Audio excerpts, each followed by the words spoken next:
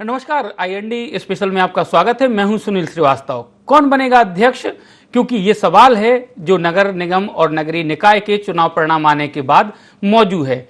क्योंकि अब सबसे ज्यादा जो माथापच्ची होगी पॉलिटिकल पार्टीज की, वो इस बात को लेकर होगी कि जहां जीत हार हुई है, चाहे हम नगर निगमों की बात करें, नगर पालिकाओं की बात करें या फिर नगर परिषद की बात करें, वहां पर किस पार्टी का दबदबा होगा, यानी अध्यक्ष होगा। क्योंकि जो पार्षद हैं, जहां जिसके परिषदों में पार्षद जीते हैं, चाहे नगर पालिका हो, नगर निगम या नगरीय निकाय हो, जहां पर भी जो पार्षद जीते हैं वो तय करेंगे कि किस पार्टी का अध्यक्ष वहां होगा, किस पार्टी की वहां पर नगरीय सरकार या शहर सरकार होगी। क्योंकि महापौर के चुनाव डायरेक्ट जनता द्वारा किए गए हैं, लेकिन जो अध्यक्षों का चुनाव है वो अब पार्षदों के हाथ में है। और यही सबसे बड़ी कई जगहों पर स्थिति अगर हम देखें तो कई जगहों पर मध्य प्रदेश में ये हालात हैं कि बीजेपी या कांग्रेस को उन परिषदों में पूर्ण बहुमत नहीं है। निर्दलीय वहां पर उनके हाथ में सत्ता की चाबी है, यानी अध्यक्ष बिना निर्दलियों की सहमति से नहीं चुना जाएगा। ये आंकड़े आप देख रहे हैं कि मध्य प्रदेश में किस प्रकार से नगर निगम में, नगर परिषद में और नगर पालिकाओं में कांग्रेस या बीजेपी के उम्मीदवार जीते हैं, वार्ड पार्षद जीते हैं। तो सबसे बड़ी चुनौती जो है यहाँ पर ये जो बात कर रहे हैं, क्योंकि नगर पालिकाओं की बात करें हम, बीजेपी को 54.31% जीत हासिल हुई है वार्डों में। कांग्रेस की बात करें तो 31% कांग्रेस के पार्षद जीते हैं। और इसके अलावा परिषद की बात करें तो 52.29% बीजेपी यहां पर नगर परिषद में जीती और कांग्रेस बेहद कम, यानी 28.39% बीजेपी के पार्षद जीते हैं। यानी पहली बार, जिस प्रकार से दावे किए जा रहे हैं सरकार की ओर से और बीजेपी की ओर से, कि पहली बार इतने बड़े पैमाने पर नगर परिषद और नगर पालिकाओं में बीजेपी जीती है। हालांकि जो 16 नगर निगम थे, पिछली बार क्लीन स्वीप किया था बीजेपी ने, उसमें से 7 जो नगरीय निकाय है, नगर निगम है, वो जरूर बीजेपी के हाथ से छिटक गए हैं, जो बीजेपी के लिए चिंता का सबब है। हालांकि कई जगहों पर अगर हम संतुष्टि की बात करें तो बीजेपी इस बात से भी संतुष्टि कर रही है कि वहां पर जहां बीजेपी हारी है वहां पर कांग्रेस के पार्षद ज्यादा नहीं जीते हैं।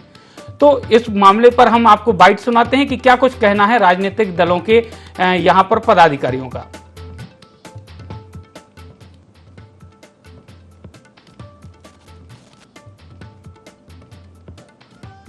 जो 2 महापौर 5 में से हम जीते और जहां पर हम 3 में नहीं जीते हैं, वहां पर पार्षदों में भारतीय जनता पार्टी का व्यापक जो बहुमत मिला है और नगर परिषद, नगर पालिका के अंदर जो ऐतिहासिक बहुमत भारतीय जनता पार्टी को जो मिला है, लगभग नगर परिषद में 90% भारतीय जनता पार्टी के प्रत्याशी चुनाव जीत करके आए जो पार्षद, और आगामी समय में इन्हीं में से अध्यक्ष बन करके वो नगर परिषद का नेतृत्व करेंगे। इसी प्रकार से नगर पालिका के अंदर भी भारतीय जनता पार्टी को 40 में से भारतीय जनता पार्टी आज 26 पर प्रचंड बहुमत के साथ जो जीत करके आई है। चुनाव के नतीजे ऐतिहासिक आए हैं। अगर संपूर्ण चुनाव परिणाम देखें तो भारतीय जनता पार्टी को जनता ने ऐतिहासिक समर्थन दिया है। जहां कांग्रेस के मेयर जीते हैं वहां भी पार्षदों में भारतीय जनता पार्टी को जनता का प्यार और आशीर्वाद मिला है। कांग्रेस जितनी जगह जीती वो जीत उनकी पूरी नहीं है, अधूरी है। देखिए, भाजपा ने तो चुनाव से पहले भी बड़े बड़े दावे किए थे। उन दावों का क्या हुआ? आप देखेंगे कि कह रहे 90% जगह पर हम अध्यक्ष बनाएंगे। तो इन्होंने तो ये भी कहा था कि हम 16 की 16 नगर निगम जीतने वाले हैं, हम जनपद जीतने वाले हैं, परिषद जीतने वाले हैं। तो उसका क्या हुआ? इनके बड़े बड़े नेता जहाँ से खड़े हुए थे, जिनके लोग खड़े हुए थे, वो तक हार गए। तो इनके दावों की तो हमेशा से पोल खुलती रही है, कभी भी इनके दावे 100% सच नहीं हुए हैं। जहाँ तक बात है कांग्रेस की कि हम अपने अध्यक्ष बनाने वाले हैं, तो इस पर हमारी मीटिंग होना है। कांग्रेस पार्टी इसके अंदर अभी तैयारी कर रही है और हम पूरी कोशिश करेंगे कि हम ज़्यादा से ज़्यादा अध्यक्ष बनाकर लेकर आएँ, क्योंकि जनता ने हमारे ऊपर भरोसा किया है, भाजपा पर नहीं। जिला पंचायत हो, जनपद पंचायत हो, नगर पंचायत हो, नगर परिषद हो, भारतीय जनता पार्टी को प्रचंड बहुमत मिला है। जब हमारे कार्यकर्ता बहुतायत जीत कर आए हैं तो हमें क्या संकट है? जो श्रेष्ठ कार्यकर्ता होगा उसका नाम तय हो जाएगा, वो अध्यक्ष बन जाएगा, उत्सव मनाएंगे। भारतीय जनता पार्टी प्रचंड बहुमत के साथ जीती है, इसका श्रेय कार्यकर्ताओं को जाता है, कार्यकर्ता बनेगा।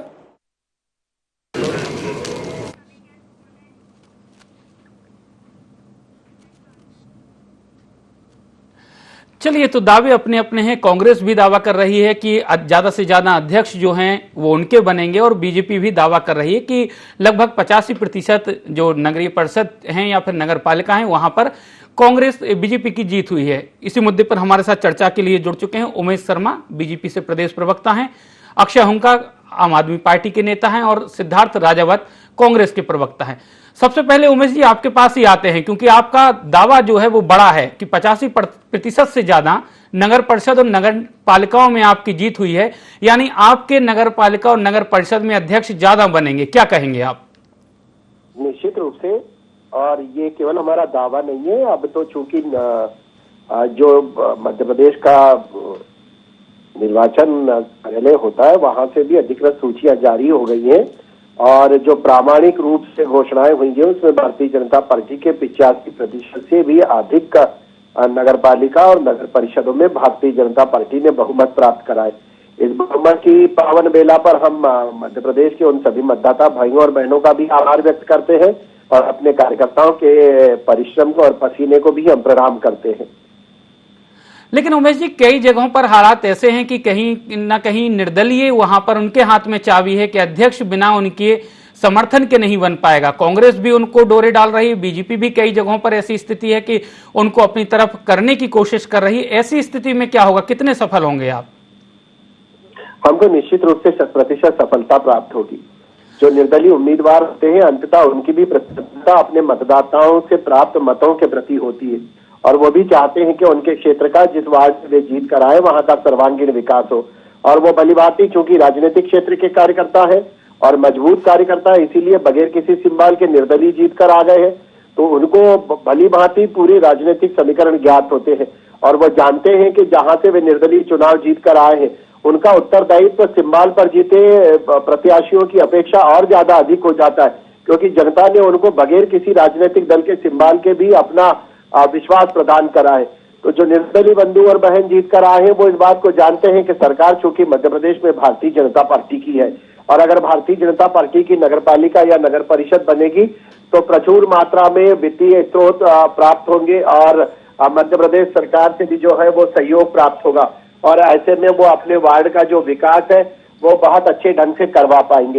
इसलिए स्वाभाविक रूप से हमको लगता है कि जितने निर्दलीय प्रत्याशी जीत कर आए हैं वे भी भारतीय जनता पार्टी के नगर पालिका और नगर परिषद के अध्यक्ष के पक्ष में मतदान करेंगे। सिद्धार्थ जी, सरकार बीजेपी की है, निर्दलीय अधिकांशतः जैसे उमेश जी कह रहे हैं, और अगर देखा भी जाए आमतौर पर कि निर्दलीय विकास के साथ जाना चाहता है, क्षेत्र का विकास हो, सरकार जिसकी होती है उसकी तरफ जाएगा।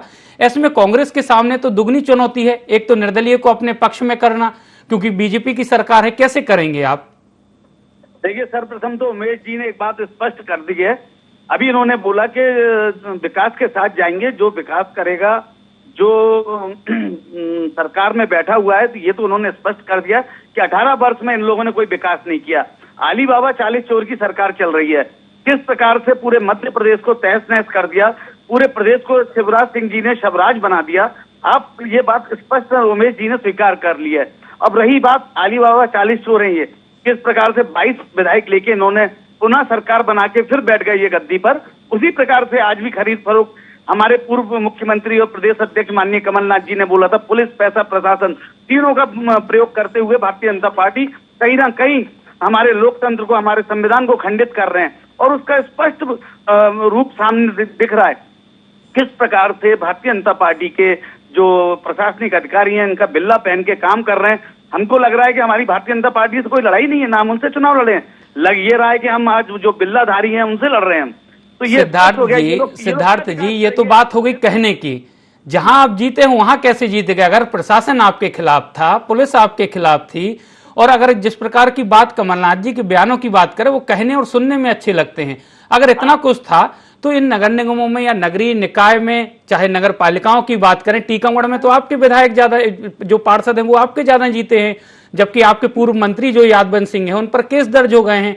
स्थानीय विधायक जो भाजपा के हैं उनको लेकर आप लोगों ने आरोप भी लगाए थे, तो ऐसा कैसे संभव है? फिर मैं आपको जानकारी के लिए बता दूं कि मैं टीकमगढ़ का प्रभारी था, और हम लोगों ने एक एक बूथ पर आप देखिए, हमारा एक बूथ है 11 नंबर, जिसकी काउंटिंग 3 बार कराई गई, और भारतीय जनता पार्टी के प्रत्याशी को जीता घोषित कर दिया, जबकि कांग्रेस का जीता हुआ था। तो हमारे जहां यहाँ पे प्रत्याशी और हमारे जहां यहाँ पे हमारे माननीय तनखा जी हैं राज्यसभा सांसद, उन्होंने प्रत्येक प्रत्याशी के संग एक एक अधिवक्ता उन्होंने नियुक्त किया था और हर जगह पे उन लोगों ने संज्ञान लेते रहे। आप देखिए उज्जैन हम लोग जीत चुके थे, किस प्रकार से हमें उज्जैन को हराया गया।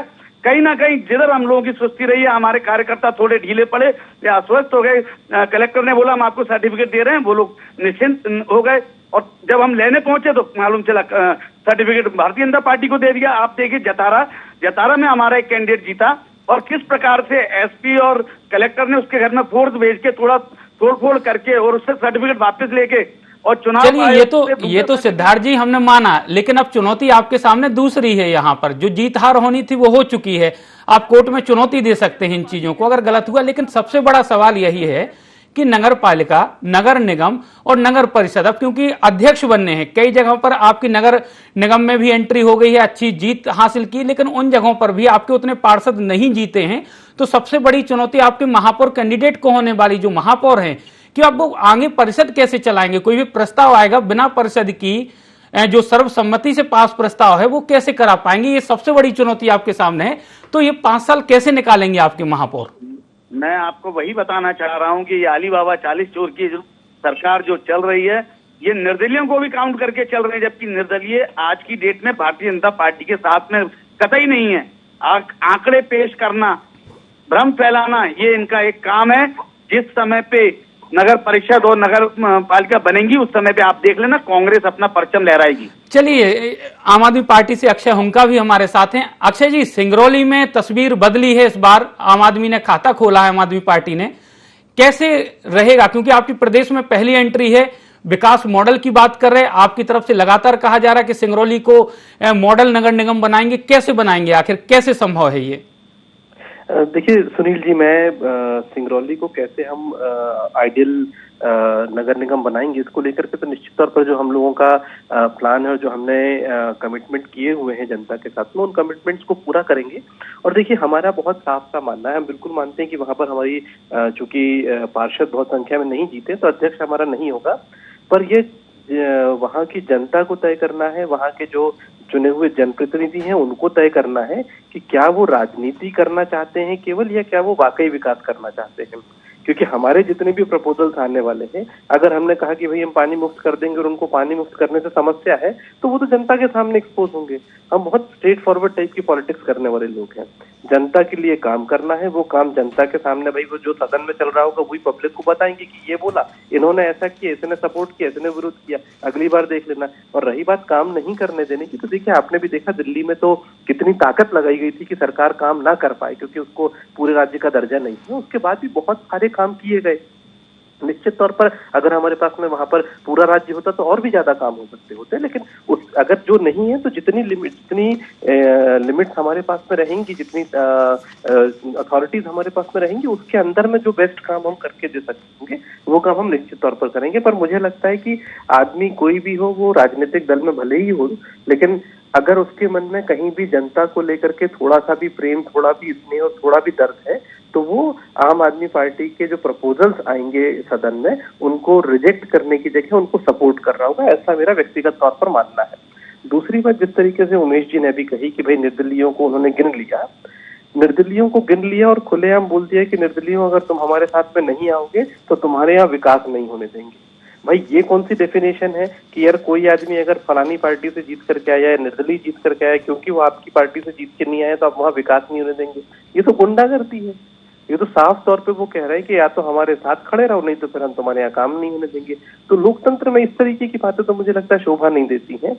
वो निर्दलियों को तय करना चाहिए कि कौन सी पार्टी के साथ में वो जाना चाहते हैं, वो इंडिपेंडेंट रहना चाहते हैं, वो उस वोट को देना चाहते हैं, नहीं देना चाहते हैं, किसको देना चाहते हैं। मुझे लगता है ये दबाव बनाना कि अगर मुझे वोट नहीं दोगे, मैं आपको बताऊं शिवराज सिंह चौहान जी ने भी जाकर के वहां बोला था इस बात को, और उसको हमने कड़ा विरोध किया था कि भाई सिंगरौली में उन्होंने कहा था कि भाई अगर हम यहाँ पर आपको विकास चाहिए तो भाई बीजेपी के कैंडिडेट को जिताओ, मतलब भारतीय जनता पार्टी की जगह कांग्रेस, ये आम आदमी पार्टी के कैंडिडेट को आप जिताओगे तो विकास नहीं होने दोगे आप। ये मुझे लगता है कि राजनीति में देखिए एक होता है चुनाव होना, चुनाव के परिणाम, तब तक राजनीतिक आरोप प्रत्यारोप आपको जो लगाना है आप कीजिए, हम कहते पॉजिटिव पॉलिटिक्स करो। मैं तो बार बार चुनौती दे रहा हूँ कि भाई 6 महीने बाद का या 1 साल बाद का भारतीय जनता पार्टी और कांग्रेस पार्टी दोनों तय कर लें।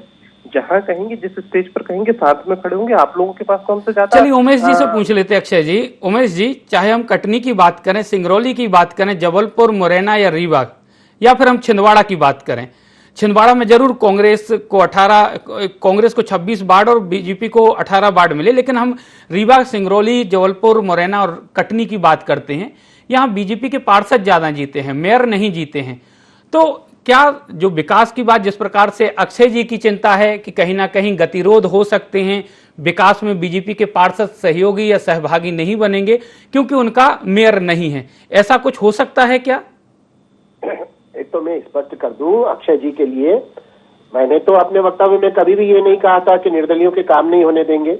मैंने कहा था कि निर्दलियों से मतदाता की अपेक्षा अधिक होती है और मतदाताओं के प्रति उनकी जिम्मेदारी इसलिए ज्यादा हो जाती है क्योंकि वो बगैर किसी सिंबल के चुनाव जीत कर आए हैं। और वो बहुत ही मुझे लगता है कि जनाधार वाले नेता होंगे कि निर्दलीय चुनाव जीते हैं तो वो अपने बुद्धि और विवेक से तय करेंगे कि किसके साथ जाना है। तो ये मैंने कहा था। इसका अभिप्राय तो जरा सा भी ये नहीं है कि हम लोग कोई शाब्दिक गुंडागर्दी कर रहे हैं या धमकाने वाली भाषा बोल रहे हैं। हम तो उनको विवेकशील मान रहे हैं और जनाधार वाला नेता मान रहे हैं। एक तो ये बात। अब दूसरी बात कि जहां पर बहुतायत में हमारे पार्षद हैं पर महापौर दुर्भाग्य से हमारा नहीं जीत पाया है। भारतीय जनता पार्टी के महापौर, भारतीय जनता पार्टी के जितने भी पार्षद जीते हैं वो निश्चित रूप से सकारात्मक राजनीति करेंगे और वहां पर जो निर्वाचित महापौर हुए चाहे किसी भी दल के हुए, जैसे कटनी में बहन प्रीति सूरी है वो तो निर्दलीय जीती है, या सिंगरौली में आप पार्टी के महापौर जीते हैं। अगर भारतीय जनता पार्टी के पार्षद वहां पर अधिक संख्या में है तो वे सारे पार्षद महापौर को सहयोग करेंगे और निश्चित रूप से ये जो दलीय मतभिन्नता है, दलीय मतभिन्नता का रंचमात्र और राई बराबर का भी असर जो है वो उस क्षेत्र के विकास पर नहीं पड़ने दिया जाएगा। भारतीय जनता पार्टी जो है वो सर्वव्यापी और सर्वस्पर्शी भाव से काम करने में विश्वास करती है। चुनाव तक हमारी मतभिन्नता है और चुनाव जब समाप्त हो गए हैं तो जो भी महापौर चुना गया है वो संबंधित नगर निगम क्षेत्र का प्रथम नागरिक है और उस प्रथम नागरिक के साथ भारतीय जनता पार्टी के सभी पार्षद जो है वो प्रतिबद्धता और संकल्प निष्ठा के साथ काम करेंगे। बिल्कुल। सिद्धार्थ जी से पूछ लेते हैं। सिद्धार्थ जी, जहां पर आपके मेयर जीते हैं वहां पर कई जगहों पर स्थिति यह है कि बीजेपी के पार्षद ज्यादा हैं, यानी नेता प्रतिपक्ष भी बीजेपी का चुना जाएगा। और अगर अध्यक्ष की हम बात करें तो नगर निगम का अध्यक्ष भी संभवतः, जिस प्रकार से आंकड़ों की अगर हम बात करें उस हिसाब से अध्यक्ष भी बीजेपी का होगा। ऐसे में बहुत बड़ी चुनौती आपके सामने है कि मेयर सिर्फ आपका है, नेता प्रतिपक्ष से लेकर अध्यक्ष बीजेपी का होगा, पार्षद जो बहुमत है वो बीजेपी का होगा। कई ऐसे प्रस्ताव जो कांग्रेस चाहती है कि उस शहर के विकास के लिए आने चाहिए, जिससे कांग्रेस को कहीं ना कहीं फायदा मिलेगा, वो गिर जाएंगे कई बार। क्योंकि हमने देखा है इस प्रकार की कि जब पूर्ण बहुमत नहीं होता तो इस प्रकार की समस्याओं से दो चार होना पड़ता राजनीतिक दलों को। तो क्या कैसे मिलजुल कर रास्ता निकालेंगे, बीच का रास्ता निकालेंगे, या फिर कैसे चलाएंगे वहां पर नगर निगम? सबसे बड़ा सवाल यह है। और जनता भी, क्योंकि आंकड़े आने के बाद जनता भी इसी बात को लेकर चिंतित है कि अब नगर निगम का क्या होगा, क्योंकि वो त्रिशंकु टाइप की स्थिति हो गई है उन नगर निगमों में।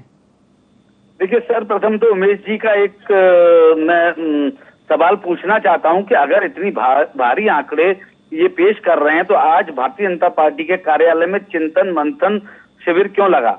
और दूसरा, किस बात का एक तरफ आप गुप्त रूप में भारतीय जनता पार्टी के अंदर खलबली मच जाती है, चिंतन मंथन कमेटी गठित की जाती है उसके ऊपर कि कमेटी गठित करके ये देखें कि हम हारे क्यों हैं, और दूसरी तरफ हमारे यशस्वी मुख्यमंत्री जिनको बताते हैं संवेदनहीन शिवराज सिंह जी, वो इसको इवेंट के रूप में ले रहे हैं, एक इसको स्वागत के रूप में ले रहे हैं, मिठाई खिला रहे हैं। सिद्धार्थ जी थोड़ा सा मैं करेक्ट कर दूं, ये बीजेपी फिर आपको डिस्ट्रैक्ट करने की कोशिश कर रही है, क्योंकि जो आज जो बैठक हुई है, जरूर ये बयान बीडी शर्मा का आया है कि ये अलार्म है पार्टी के लिए, लेकिन इसके अलावा पूरी बैठक में जो बात हुई है वो नगर परिषद और नगर पालिकाओं में कैसे अध्यक्ष बनाए जाएं, इसको लेकर ज्यादा मंथन चिंतन हुआ है। आप लोग का फोकस हटाने के लिए इस प्रकार के बयान आ जाते हैं और आप लोग डिस्ट्रैक्ट हो जाते हैं। फोकस हटाने के लिए नहीं, मैं आपको बता दूं, बीजेपी विधायकों का परफॉर्मेंस जांचेंगे सीएम, उन्होंने स्पष्ट बोला है मुख्यमंत्री करेंगे निकाय चुनाव परिणाम की वो अच्छी बात है। कमलनाथ जी भी कहते हैं, कमलनाथ जी भी कई लोगों को वार्निंग दे चुके हैं कि आपका परफॉर्मेंस ठीक नहीं है, आपको टिकट नहीं मिलेगा अगर परफॉर्मेंस नहीं सुधारा। हम मुद्दे की बात जो कह रहे हैं सिद्धार्थ जी, कैसे चलेगा, कैसे विकास होगा, क्या रणनीति होगी कांग्रेस की अब इसको लेकर? देखिए, मैं आपको स्पष्ट बता दूं कि हमारे पूर्व मुख्यमंत्री प्रदेश अध्यक्ष माननीय कमलनाथ जी ने स्पष्ट कर दिया है कि हम जहां पर जीते, जहां पे हमारे महापौर जीते हैं, हम जनता को वो जो सुविधा से दूर है, जो वहां की मूलभूत सुविधाएं जो भारतीय जनता पार्टी विगत 18 वर्ष में कभी स्वर्णिम मध्य प्रदेश, कभी विकसित मध्य प्रदेश, कभी आत्मनिर्भर मध्य प्रदेश बोलते थे, जो मुहैया नहीं करा पाए हैं, जो पूरे रोडों में गड्ढे पड़े हैं या गड्ढे में रोड है, रोड में गड्ढे हैं, सीवर वाटर एक संग आ रही है, हम सब सर्वप्रथम उस चीज को हम दूर करेंगे। उसके लिए भले ही चाहे हमें विपक्ष में भारतीय जनता पार्टी हो, उसके संग हम बैठ के मीटिंग करेंगे, समीक्षा करेंगे, हम जनता को मूलभूत चीज पहुंचाएंगे, ये हमारा दायित्व है। अक्षय जी, चुनावी जुमले या फिर हम राजनीतिक बोलचाल की भाषा में करें, जिस प्रकार की टीवी डिबेट में होती हैं, जिस प्रकार के अभी कुछ सिद्धार्थ जी ने भी शब्द यूज किए, तो क्या ये बताइए, सिंगरौली के रास्ते आपकी जो एंट्री हुई है, क्या वो विधानसभा 2023 तक भोपाल या फिर प्रदेश के दूसरे जिलों तक पहुंचेगी?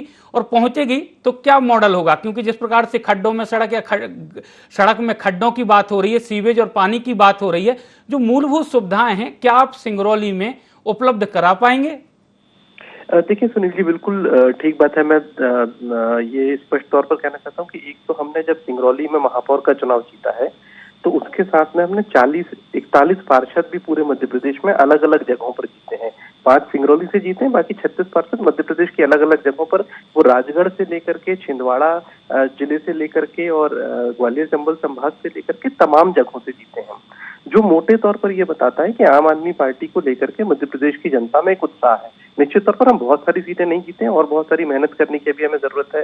जनता के पास में जाकर के दिल्ली के मॉडल को समझाने की जरूरत है, किस प्रकार की राजनीति हम करना चाहते हैं उसको बताने की जरूरत है, संगठन को भी मजबूत करने की जरूरत है। लेकिन मोटे तौर पर मैं इस बात को स्पष्टता से कह सकता हूँ कि ये चुनाव के परिणाम इतना बताने के लिए पर्याप्त है कि मध्य प्रदेश में आम आदमी पार्टी को लेकर के जनता का मन बन रहा है, पहली बात। दूसरा ये कि वहां पर हम जो सिंगरौली में जो काम है वो कर पाएंगे या नहीं कर पाएंगे। मुझे लगता है कि पूरे मध्य प्रदेश में अगर सड़कों की और सीवेज की और पानी की प्रॉब्लम चल रही है आज भी, तो भाई 75 सालों में किसने कितने साल राज किया? 20 साल से भारतीय जनता पार्टी, 20 साल पहले क्या हर घर में नल था, हर नल में पानी आता था, क्या सड़कों में गड्ढे नहीं होते थे? तो दोनों पार्टियों को मध्य प्रदेश की जनता ने पर्याप्त समय दिया है। एक आध टर्म 2 टर्म की बात नहीं, 20-20 साल रहे हैं ये लोग भी। इसके पहले कांग्रेस पार्टी लगातार सत्ता में मध्य प्रदेश में बनी रही थी, सारी नगर निगमें उनकी हुआ करती थी, सारे पार्षद उनके हुआ करते थे। आज वही हालत कांग्रेस भारतीय जनता पार्टी की, और उसके बाद भी अगर आरोप प्रत्यारोपों का लेवल यहीं पर है तो साफ पता चलता है कि कुल मिलाकर के कितना का मध्य प्रदेश की जनता के हित में आज तक हुआ है।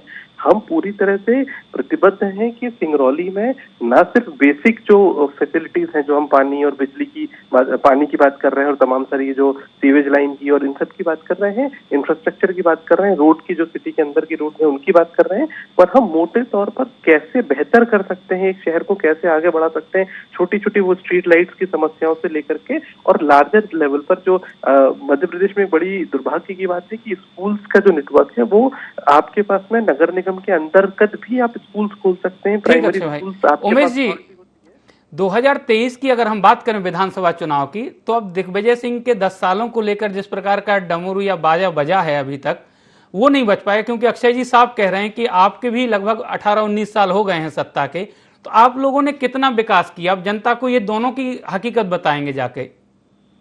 हमने तो पिछले चुनाव कैंपेनिंग में भी कहीं दिग्विजय सिंह जी का बैंड नहीं बजाया था। भारतीय जनता पार्टी की बहुत दृढ़ मान्यता है कि ऑडिटर की भूमिका में अंततः मतादेश देने का अधिकार जो है वो जनता के पास होता है। हम तो हर चुनाव में अपनी उपलब्धियों और सकारात्मकता की ऑडिट रिपोर्ट चेक कराने जनता के चार्टेड अकाउंटेंट के पास जाते हैं, और जो मतदाता चार्टेड अकाउंटेंट की भूमिका में वो होता है, वो हमारा आय व्यय पत्रक चेक करता है।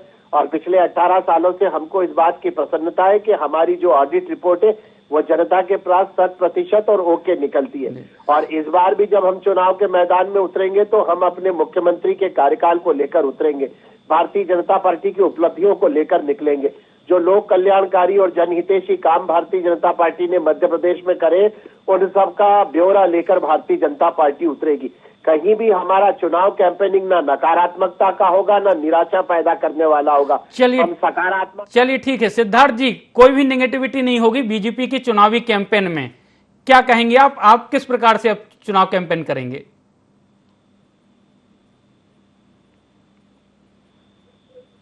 मुझसे प्रश्न है आपका? सिद्धार्थ राजावत जी से मेरा सवाल है कि बीजेपी नकारात्मक तरीके से कैंपेनिंग नहीं करेगी, आपकी कैंपेनिंग कैसे होगी अब? चलिए, लगता है सिद्धार्थ राजावत जी से संपर्क हमारा टूट गया है। तो फिलहाल का जो सबसे बड़ा सवाल है, चाहे हम पार्टियों के जश्न की बात करें, कल जश्न हो चुका है, लेकिन अब चिंतन और मंथन इस बात को लेकर है कि नगर परिषद से लेकर नगर निगम तक किस पार्टी का अध्यक्ष बने, कौन पार्टी वहां पर नगर निगम पर काबिज होगी। क्योंकि महापौर जरूर बन गए हैं, लेकिन महापौर के बाद जो संचालन है नगर परिषद का, नगर निगम का या फिर नगर पालिका का, वो अध्यक्ष के हाथों से होता है। अध्यक्ष सर्वे सर्वा होता है। हालांकि सिर्फ नगर निगमों की अगर हम बात छोड़ दें तो अध्यक्ष नगर निगम परिषद को संचालित करता है और अधिकार महापौर के पास ज्यादा होते हैं। तो सबसे बड़ी चुनौती फिलहाल दोनों दलों के पास यही है कि कई जगहों पर जहां पर निर्दलियों के पास हाथ में चाबी है सत्ता की, उनको कैसे अपने पक्ष में किया जा सके और कैसे अपना अध्यक्ष बनाया जा सके। तो फिलहाल तो मध्य प्रदेश की जनता के सामने सवाल यही है कि नगर निगम, नगर पालिका और नगर परिषद में कौन बनेगा अध्यक्ष। IND स्पेशल में फिलहाल इतना ही। मुझे दीजिए इजाजत। नमस्कार।